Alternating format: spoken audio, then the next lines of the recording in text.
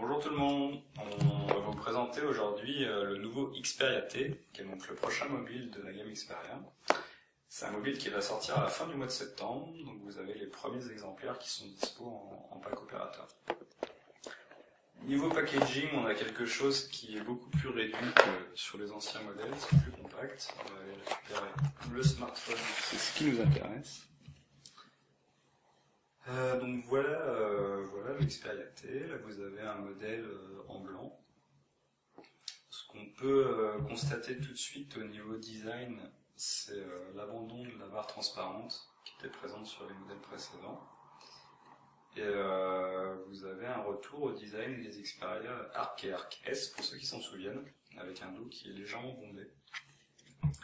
Ce qui fait que là on est sur un mobile avec une grande dalle, vu que c'est du 4.6 pouces, là où un S est en 4.3 pouces. Mais malgré tout, avec le fait que vous ayez un écran un petit peu biseauté comme ça, et plus le dos bombé, et le fait qu'il soit plus léger aussi qu'un S, ça fait qu'on a bien en main.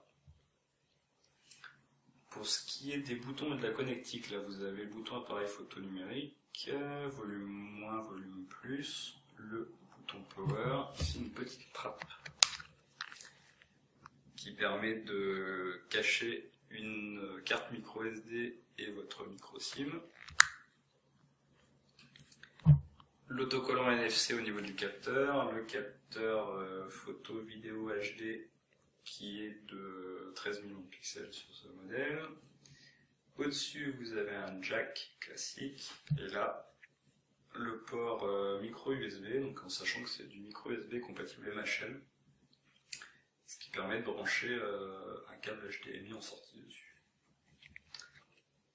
Pour ce qui est du processeur pour le T, on est sur du Qualcomm Crate 1.5 GHz, c'est donc du double cœur Snapdragon S4.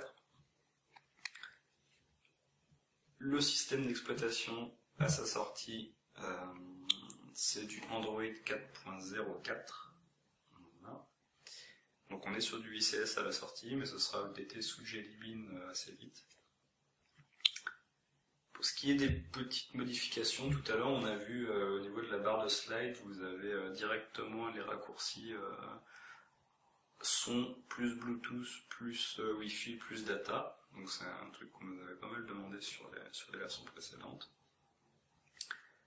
Le gestionnaire des tâches a été complètement revu. On a l'ajout de ce qu'on appelle maintenant des micros-applications. Donc les micros-applis sont des petits widgets qui sont indépendants des bureaux. On le voit ici.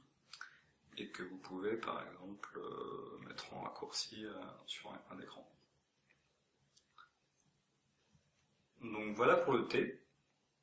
C'était une présentation rapide, mais si vous avez des questions, il ne faut surtout pas hésiter à nous les poser en commentaire, on sera un plaisir de vous répondre. Et écoutez, on se retrouvera sûrement prochainement pour de nouveaux tests. A bientôt, salut.